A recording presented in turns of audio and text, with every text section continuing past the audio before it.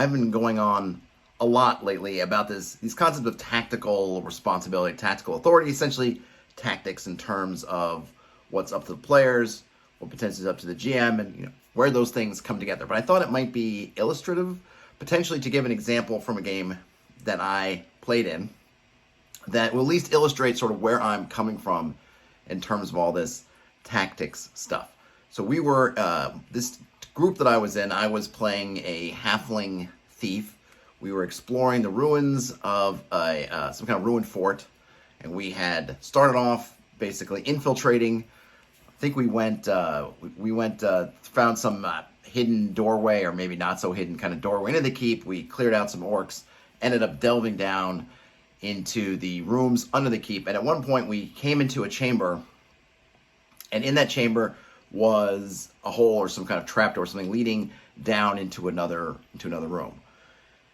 I think we were feeling ourselves a little bit, because we did a tactical mistake here, which is I think we pretty much just went down in the hole. We might have even have dropped down into the hole without having any rope or any really way to get back up. But I think we decided to take the chance. We all drop into this room. It was a small room. I think there was some kind of sarcophagus in the center of the room, and then there was 2 or 3 ghouls were in this room. Now, at this point, it's actually looking pretty grim for the party. It's a small room. We don't really have any place to maneuver around with the sarcophagus in the middle, and all of us sort of jockeying around the outside, and these, I think there were ghouls on the outside. We didn't have a lot of places to kind of get in the sort of fighting order that we want. Me as the thief, I didn't want to be there going toe-to-toe in melee with a ghoul at all. And it suddenly seemed very, very dire. Now I'm going to stop right here for a minute. This room, this situation, there are a couple ways to look at it. Some folks might look at it and say, boy, isn't this unfair? They drop you in the room and there's ghouls in there, there's nowhere to move and nothing to go, and how can we realistically face this situation? We feel like we've been dumped in the deep end with no recourse. But we made the decision to come in this chamber. We could have examined it more. We could have maybe, I don't know if we had torches or lanterns or something. We definitely had some sort of light source. Some of us had infravision or could see in the dark somewhat. We could have done a much better job of trying to see where we were going before we just hopped down in it. That's our call. At this moment, things looking dire. We have no recourse. Our fighter's over in one spot. I'm over in another spot. The thief there. I think we had a cleric or a magic user that was over there. I think we had a monk. But we're all sort of scattered about. And as I said, it's looking dire. But this is all on us, because there was a decision point, actually probably multiple decision points above us.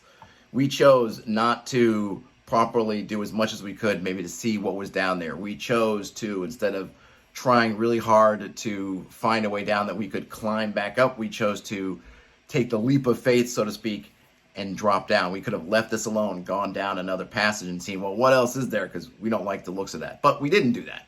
We came down into the room, and so the room is what it is. And yeah, there are ghouls, and yeah, it's confined, and yeah, there's a sarcophagus in the middle that makes it hard. It even takes up some of the small space that we have. It's a bad situation, but that situation's on us. We as players were responsible for putting ourselves in this situation. However, behind me, I believe it was behind me, because there wasn't much room to move around, was a door. At this point, I'm looking at the situation. Ghouls, party, I'm thinking, oh, this is looking bad. Looking really bad. So I decide to take a gamble. Can I force that door open? Now, I don't know what's on the other side of that door. Could be more ghouls, could be a closet. Who knows? I have no idea. There could be an army of orcs on the other side of that door. I don't know. What I do know is that this situation's bad, and whatever could be on the other side of the door probably isn't going to make it much worse. If something on the other side of that door is going to kill us, this stuff in here is going to kill us anyway, and if there's something we can use on the other side of that door, well, then that improves our situation. So I make a roll, I'm able to bust open the door, and on the other side of this door is a longish hallway, and then some other room. So I bolt down this hallway, and I tell everybody else, let's go. Come down the hallway. It turns out on the other side of the hallway is another one of these sarcophagus chambers, but this one's empty. So we're able to maneuver down this hallway, we can find some cover behind that sarcophagus, and essentially we're able to force the ghouls to come down the hallway.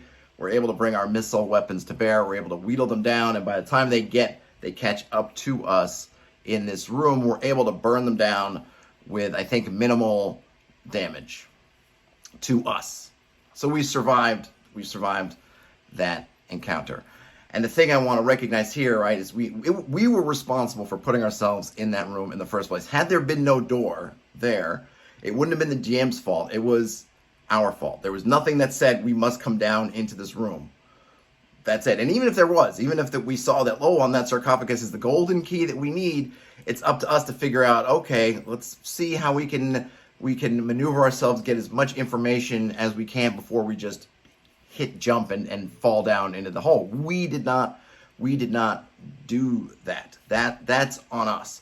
By the same token, we saved ourselves by looking for how we could get the most tactics out of our situation. In our case, that room was a bust.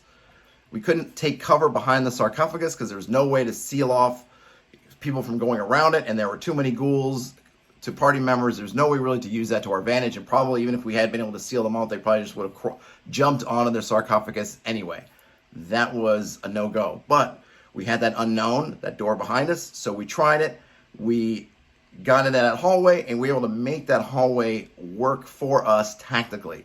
We were able to get the fighter in front, block the doorway, so to speak, at least be ready to. We were able to finally get some distance so we can get a couple turns of launching missile weapons at them. We were able to find a tactical advantage, which again, in this case, hey, props to us, we figured it out. But that's the puzzle of playing in my mind. This is what you're trying to do. You're trying to avoid as much as possible the thing that we did the first time, which put ourselves in a really bad spot, and you're trying to do what we ended up being able to salvage, which is find the advantages you can, try to push them as far as you can to do what you can. None of this stuff is on the GM, at least in my opinion. This is not, oh, the GM needs to make all this stuff available. I mean, sure, there was a room, there was a door, there was a hallway, there were things there. The GM didn't put those in place to give us opportunities. I think they were running a module. This is just the layout of the dungeon.